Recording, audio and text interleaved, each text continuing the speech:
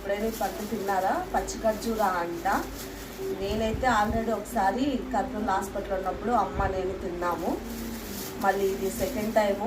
నందల్లో అయితే వచ్చాయి.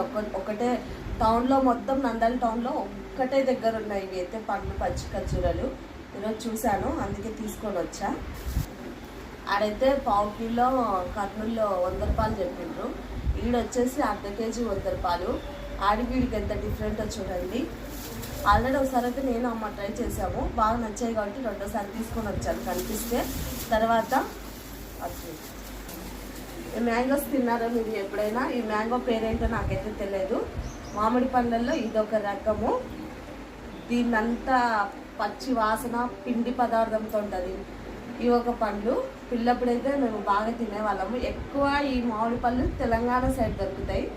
ఇప్పుడు ఈ సంవత్సరం మాకైతే మా ఊళ్ళో దొరుకుతున్నాయి. ఎక్కువ శాతం ఇవే ఉన్నాయి రోడ్ల మీద, బండి మీద. అందుకని ఈరోజైతే తీసుకొని వచ్చాను.